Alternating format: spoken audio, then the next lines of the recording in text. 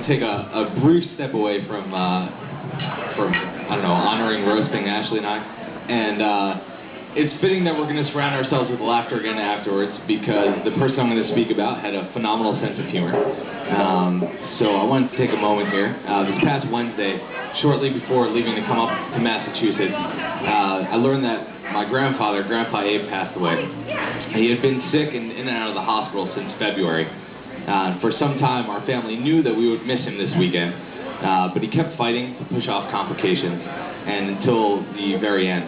Ashley and I, along the way, and remain now particularly fond of Grandpa Abe.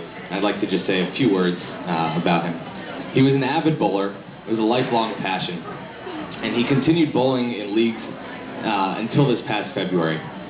He always had the top average score and had bowled several perfect games in his career, so the legend says.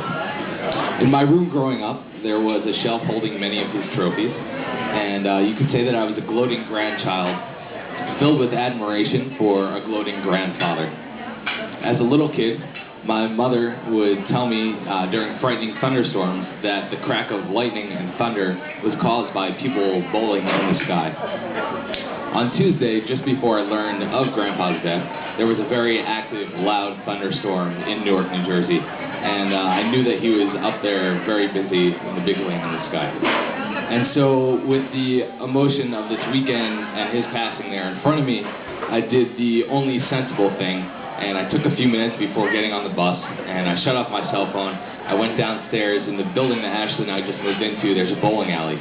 So I went down there with my iPod. I threw on some Frank Sinatra as he would have wanted it, and I picked up a bowling ball until I got a strike. And it took much longer than I would have liked to admit, and he would have liked to, but got the strike and came back to get up here.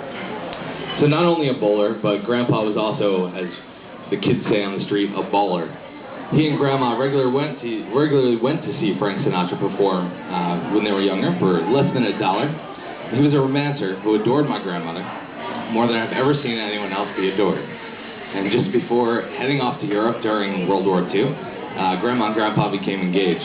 Grandpa was a revolutionary in egalitarianism, another thing that we admire, Ashley and I. He knew how to sew, and while in France, he purchased a number of zippers, and he sewed them into his Army-issued button-fly pants. And before long, he was sewing them in for the entire Army base, on commission, of course, and he would send the proceeds back to home to save up for the new life that he and Grandmother would start upon his return. The first time that Grandpa met Ashley's parents was at Dan and Amy's engagement party a few years ago. He pulled Ashley's parents aside, and he said to them with great excitement that he couldn't wait for them to be a part of the family. And so here you are, becoming a part of that family. And we knew that his thoughts remained with excitement until the end. You might not know this, but Grandpa was a ladies' man. He was such a ladies' man that he was able to win the hearts of 2 women with the same engagement ring. And just about 60 years to the week, I proposed to Ashley using the same ring that he used to propose to my grandmother. Good for you. And he had truly impeccable taste. Ashley and I talk all the time about how much we admire their relationship.